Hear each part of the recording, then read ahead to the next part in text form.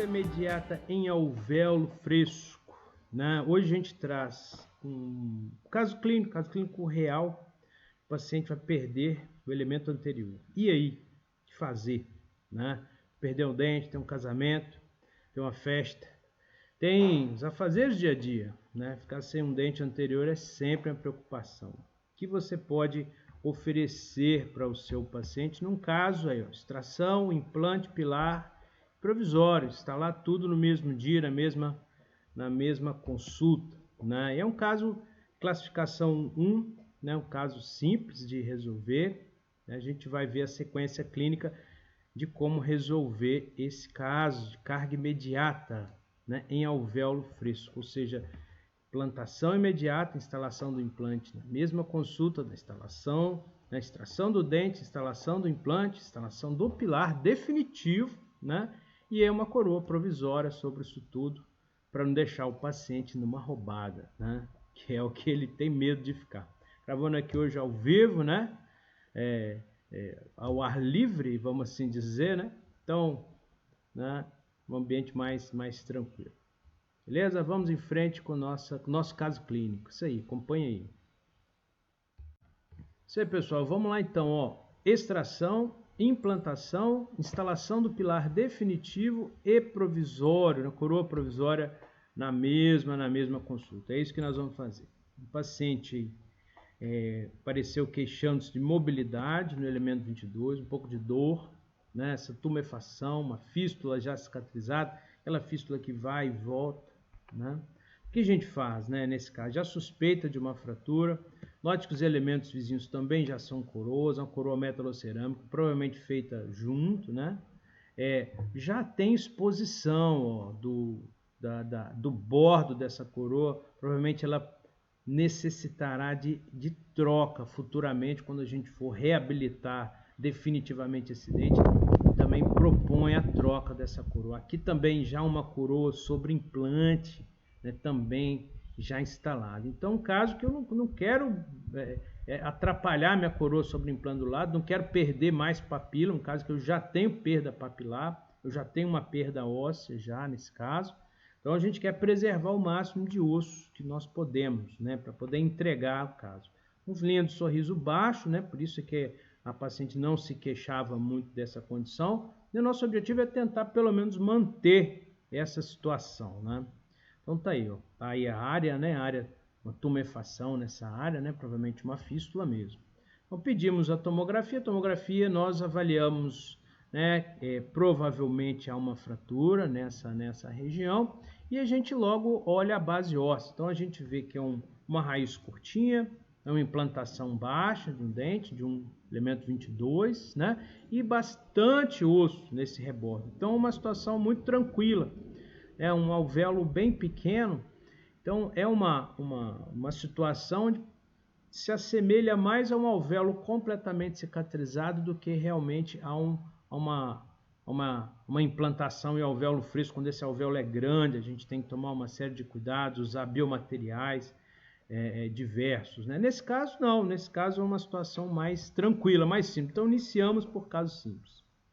Para planejar, né, a posição do nosso implante no rebordo, a gente tem que ter visto o quê? A posição da coroa. Então, a tomografia me dá isso aqui. A gente contornou também a posição da coroa. Posicionamento do nosso implante, se nós fôssemos seguir, né, a base óssea, ou seja, aproveitar máximo comprimento e largura dessa base óssea para colocar o implante bem centralizado no rebordo, o nosso implante acabaria muito vestibularizado, né? Essa vestibularização do implante nos propiciaria a fazer apenas uma coroa do tipo cimentada, né? E ainda com problemas, porque a vestibularização está muito grande aí. A coroa cimentada ela tem que ser colocada no longo eixo do dente, não vestibularizada, né? Essa posição muito vestibularizada ela atrapalha tanto a coroa cimentada quanto a coroa parafusada, né?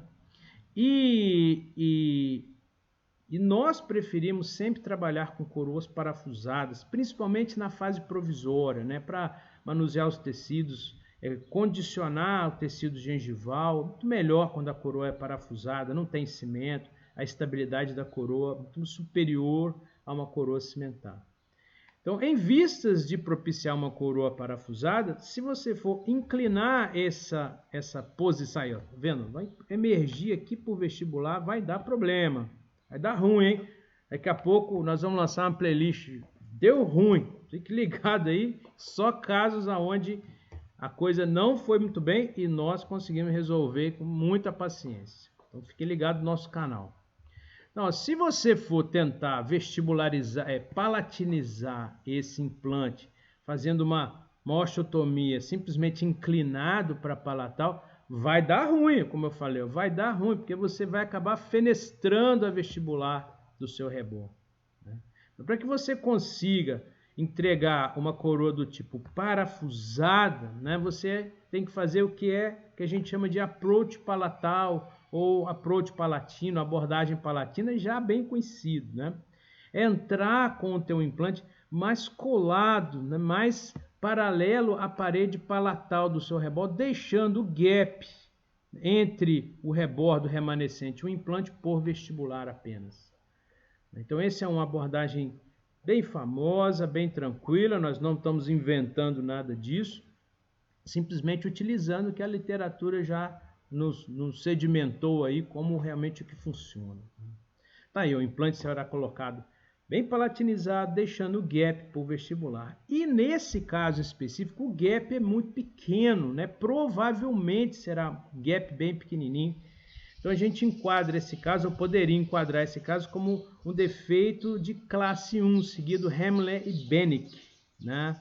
Esses autores têm uma classificação muito interessante desses defeitos ósseos que nos ajudam a tomar a decisão do que fazer no momento da instalação do implante. Então, teremos um vídeo em breve, né, sobre essa classificação de Hamler e Bennick, né? Estamos gravando aqui ao vivo, então tem som de passarinho, pode ter som de cachorro, ao vivo e ao ar livre, né? Assim mesmo, né? Estamos gravando sem interrupções. Defeitos classe 1, o gap é bem pequenininho, menor que 1,5 milímetros. Alguns autores dizem que não precisam colocar enxerto, outros autores dizem que é necessário colocar enxerto em todos os gaps, né, independente do seu tamanho. Vamos ver o que a gente fez nesse caso aí, né? Vamos lá ver. Então, seguindo, ó, vamos para frente aqui. Então, tá aí, ó, instalação do implante approach palatal e após a instalação do implante também instalação de um pilar definitivo do tipo ideale, né? Para que a gente possa fazer uma coroa ou cimentada ou parafusada. Fica a minha escolha no momento da confecção da prótese, beleza? A gente começa com a extração atraumática. Então, ó, você quer fazer esse tipo de caso, você tem que adquirir instrumentos de extração atraumática. Alveolótomos, nesse caso um alveolótomo rígido, mas ultra fino, você descolando o ligamento periodontal, com muito cuidado. A extração é feita sem pressa, com muito cuidado. É uma extração simples nesse caso, a raiz pequena, né? Mas a gente usa de todo e qualquer artifício que nós temos para não danificar o tecido ósseo. Nesse caso, o tecido ósseo é nobre, né? A raiz já nem tanto, né? Tem que remover o dente, coroa, evitar fraturar ainda mais para evitar perda óssea. Ó, essa alavanca helicoidal, ela é muito interessante, ela é uma borda bem fininha, ela entra, né, na superfície palatal e ela gira o dente, suspendendo ao mesmo tempo, e nos propicia uma extração também automática muito facilitada. Recomendo a aquisição desses instrumentos, né? Um fórceps também de ponta serrilhada bem fininho para remoção de raiz residual. Busca a raiz lá no teu alvéolo e a gente consegue remover a raiz com a coroa sem problemas, com tranquilidade. Aí a área de possível fratura, né, sendo mostrada, né? Cureta bem esse alvéolo, tinha uma fratura realmente, tinha uma área tecido de granulação. A gente tem que limpar bastante isso, irrigar, antes da gente fazer a instalação do nosso implante. Você pode colocar um implante cheio de tecido de granulação dentro do alvéolo, né? Isso aí não vai dar ruim, como eu costumo dizer, não vai dar boa coisa, né? E aí a gente começa a nossa osteotomia. Então esse é o grande pulo do gato. Essa fresa que vocês estão vendo aí chama super cortante. É uma fresa do sistema Implacil de Bortoli. Ela é muito boa, ela substitui a fresa lança, mas ela tem um corte realmente muito bom, né? a gente consegue, nesses casos então de carga imediata, usar ela vamos dizer assim, com muita precisão. A gente vai ver aqui. Então tá aí, ó, tá aí o planejamento. O nosso planejamento é o approach palatal, ou seja, o implante colocado, né, paralelo, quase à parede palatal do alvéolo, do rebordo, deixando o gap por vestibular. Como é que a gente vai fazer isso, né? Se a gente olhar aqui, ó, né, vamos dizer assim, a direção do alvéolo, se eu fosse seguir a direção do alvéolo, ia ser esse direcionamento aqui. E para conseguir o approach palatal, é difícil eu posicionar a minha fresa aqui de forma que eu consiga uma osteotomia limpa e clara. Ela acaba escorregando na borda do alvéolo, né? Então, o que a gente faz? A gente utiliza essa fresa super cortante, pode utilizar a lança também que tem, e a gente tenta achar uma base óssea segura. Aqui foi, né, a ponta do próprio alvéolo. Inicia a osteotomia de forma que você entre com a ponta da fresa já dentro do tecido ósseo. Note que seguindo a direção do rebordo, para a gente entrar dentro da quantidade óssea segura, ter essa fresa, a ponta dela trabalhando dentro de um volume ósseo seguro, numa área de segurança, e assim depois disso, ela ainda rotacionando, que nós fazemos uma inclinação dela para a palatal, de forma que esse orifício inicial, esse ponto inicial de osteotomia, seja aí nesse momento deslocado para a palatal. Gente, o osso é um tecido vivo, né? Então ele não é um tecido morto, não é uma coisa sólida, dura. Ele aceita esse desvio, essa mudança de direção da fresa durante a osteotomia. Então, a gente acha primeiro um caminho seguro dentro do osso, uma vez que a fresa esteja segura dentro do rebordo ósseo, aí você muda a direção dela. A supercortante, então, ajuda muito nisso, de forma que você consiga agora sim levar o teu fresamento para a direção desejada, nesse caso para palatal, no approach palatal. Tá aí, ó. Então, a primeira fresa supercortante, em sequência, a fresa helicoidal 2.0, todo sistema de implante tem essas fresas.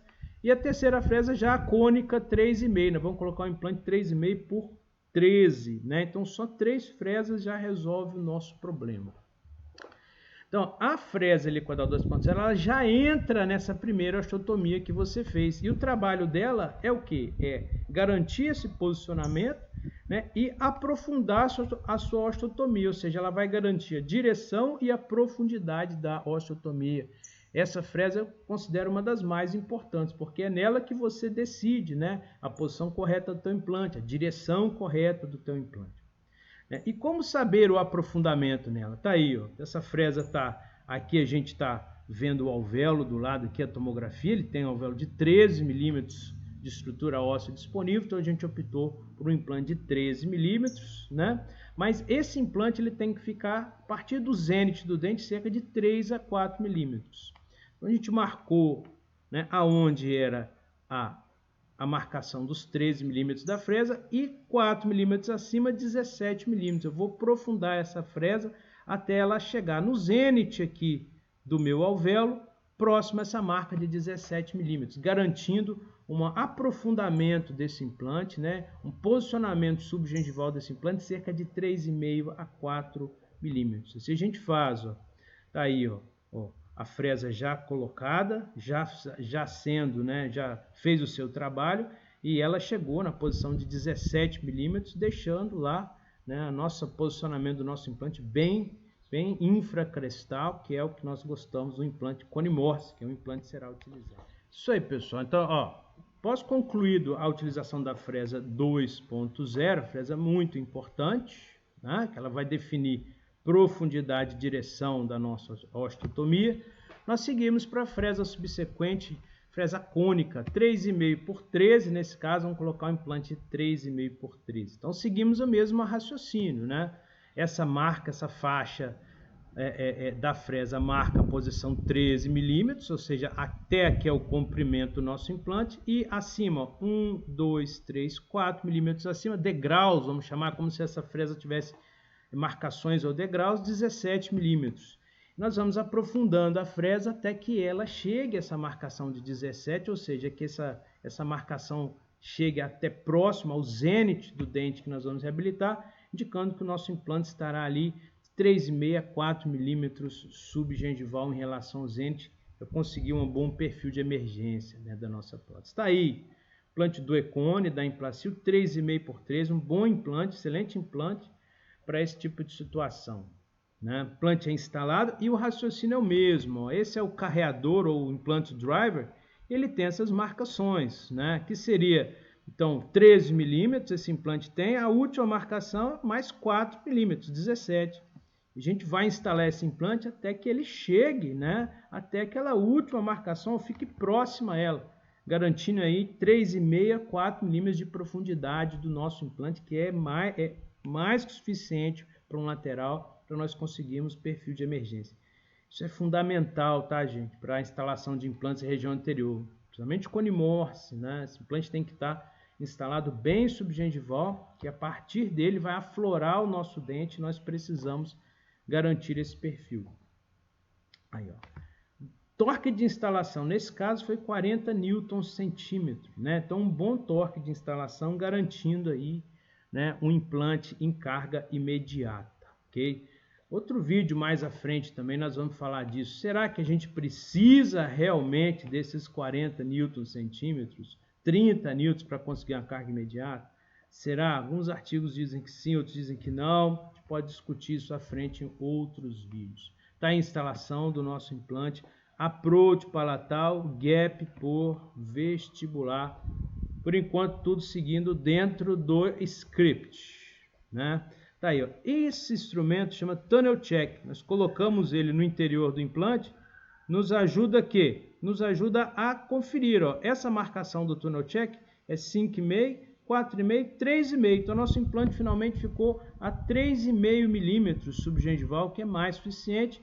E ele ficou próximo à borda incisal. Para fazer uma coroa parafusada provisória é suficiente. Se for fazer uma metalocerâmica, talvez já não dê. Se for fazer uma de zircônia pura, com certeza, ou zircônia multilê, eu consigo também fazer uma coroa parafusada, né, sobre implante direta, definitiva, que vai ser provavelmente o material que nós vamos utilizar. Pilar escolhido, pilar ideal, um pilar que pode ser tanto para prótese cimentada ou parafusada. Está aí o pilar selecionado, um pilar 3,3 de largura. E lembre-se que a gente mediu lá a altura gengival de 3,5 milímetros. Então, nosso implante ficou 3,5 milímetros. Eu vou pegar um pilar de 1,5 milímetros de altura, para me deixar aí mais ou menos uns 2 milímetros, né, ainda, né, de distância gengival para que eu possa condicionar. Esse pilar ele é instalado, um torquímetro também, tá aí ele após a instalação, né? E esse pilar ele tem que ser instalado a 30 newtons por centímetro. Então isso aí é um problema nesses casos. Por exemplo, nós conseguimos 40 newtons da instalação do implante. Então 30 newtons para o pilar, ok. Então o implante não vai girar, ele vai aceitar os 30 newtons. Mas se o meu implante não for instalado com mais de 30 newtons, na hora de instalar o pilar, eu não consigo dar o torque máximo desse pilar.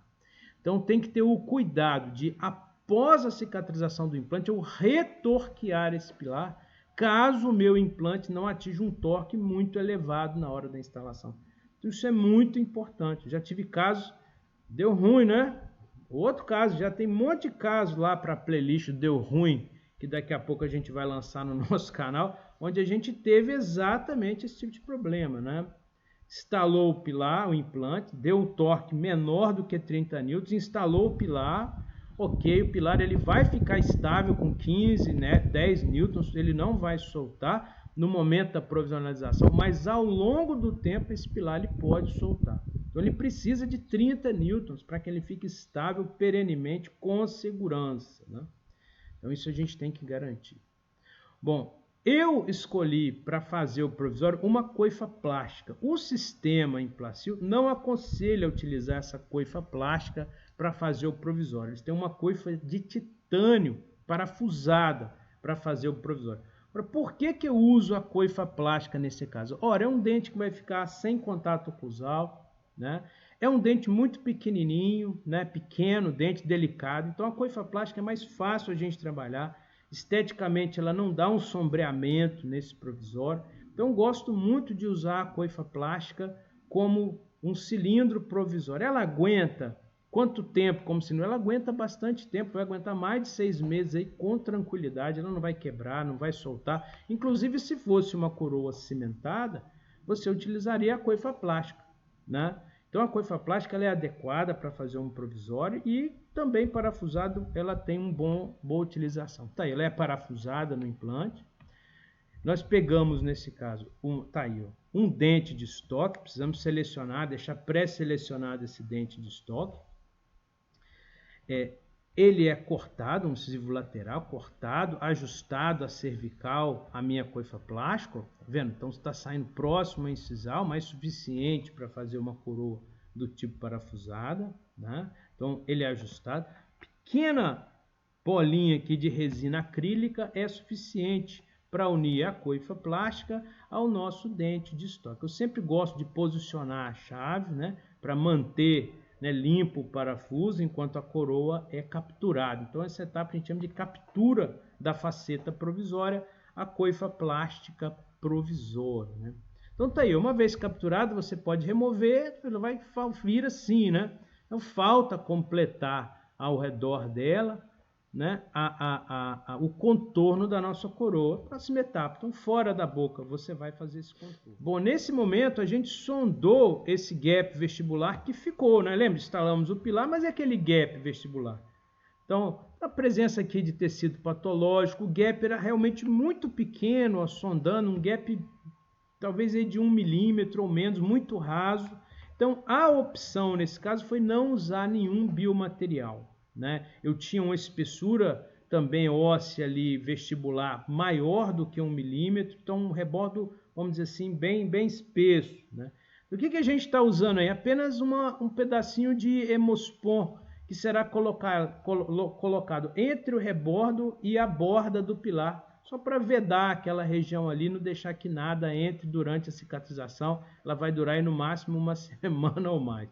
Então a intenção dessa hemospon não é ganhar volume de tecido, ela só é protetiva. Ela não é um biomaterial para ganho de volume nem gengival nem ósseo, é só proteção daquela área do alvéolo enquanto ele cicatriza. Será cicatrizado espontaneamente.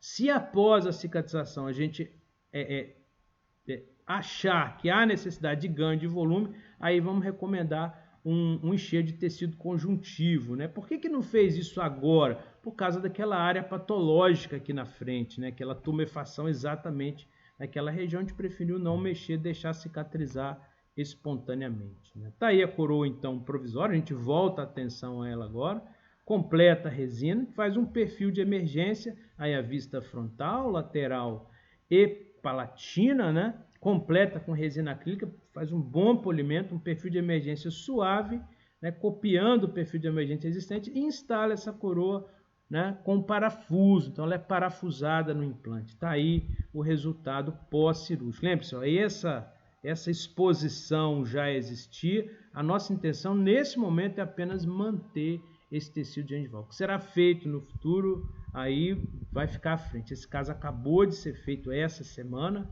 né? Vamos ver o resultado daqui a alguns meses, né? Tá aí, ó. Tem que tirar essas coroas provisórias de oclusão. Então, uma vista palatal a gente vê que está bem aliviado na oclusão. Então, a gente chama de carga imediata, mas muitos chamam de provisionalização imediata, porque realmente não há uma carga sobre esses dentes, assim como é num protocolo, por exemplo, né? Há uma pequena carga do bolo alimentar, da língua, da bochecha, mas carga oclusal propriamente dita, a recomendação é não colocar. Ok? Então, um caso simples, um caso, né, bem fácil, não houve uso de biomaterial, um alvéolo era um alvéolo grande, um alvéolo pequeno, um tecido ósseo, né, um rebordo ósseo remanescente grande. O único, porém, desse caso é o posicionamento do implante. Esse posicionamento é vamos dizer assim, o truque, né? O truque para que você consiga, né, instalar a coroa provisória parafusada, do jeito que a gente gosta. Uma vez ela parafusada, depois da cicatrização tecidual, manejo gengival, se você tiver que fazer enxerto gengival, ela estando parafusada, não tendo cimento, é muito mais fácil. Ah, Gustavo, mas ficou próximo à incisal, você vai ter que fazer a definitiva cimentada. Ok, Depois a definitiva, da gengiva já condicionada, do enxerto gengival já feito, aí já é outra coisa, usa-se muita pouca quantidade de cimento. Mas para o provisório ter a capacidade de ser parafusado é muito importante. Por isso esse pilar ideal a gente tem usado com muita frequência.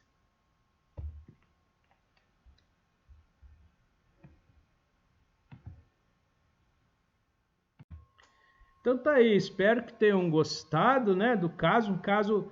É o primeiro caso, assim, eu já tinha postado esse caso, mas só com imagens e uma música de fundo. A gente não vai fazer mais isso. Então essa vai ser a diferença do nosso canal. Qual que é a diferença do nosso canal para N outros canais? O pessoal posta um videozinho de uma cirurgia com uma musiquinha de fundo, muitos com uma música até desrespeitosa, né? Já vi um cidadão aí que postou um vídeo da música do AC/DC, Highway to Hell. Pô, pelo amor de Deus, né? Estrada pro inferno. Não cabe, né, gente? Vamos lá, me ajuda aí nesse negócio aí. Não tá tudo valendo, não. Ainda não, né?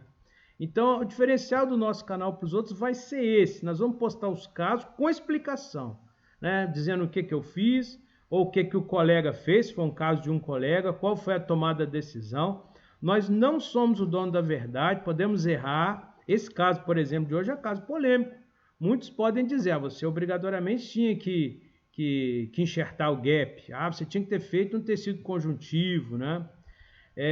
Eu sou muito a favor de preservar o paciente, né? Muitas das coisas que estão sendo feitas aí podem ser enquadradas, às vezes, sobre tratamento, né? Uma das características ruins do nosso caso, você vai tirar um enxerto do palato do paciente, há realmente necessidade, né?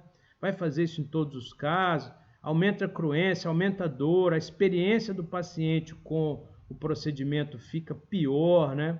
Procedimento como esse, o paciente acaba, doutor, não doeu nada, doutor, não sangrou nada, ficou ótimo, meu dente ficou bom do jeito que era antes, né? Então, para que você vai tirar um pedaço de gengiva, de mucosa do palato do paciente, às vezes por um preciosismo de 1 milímetro de papila que nem o paciente tinha percebido antes, né? Lembra desse caso, a linha do sorriso era baixa. Então, a tomada de decisão envolve isso tudo, né? Tomada de decisão não é só o melhor resultado possível, é o melhor resultado para o meu paciente. E ele é que importa, a boca é dele. Né? Não é minha foto do Instagram, não é a minha foto do meu caso perfeito. É o melhor para o meu paciente. Por isso o canal chama Vida em Odontologia, porque está aí para a vida. Né?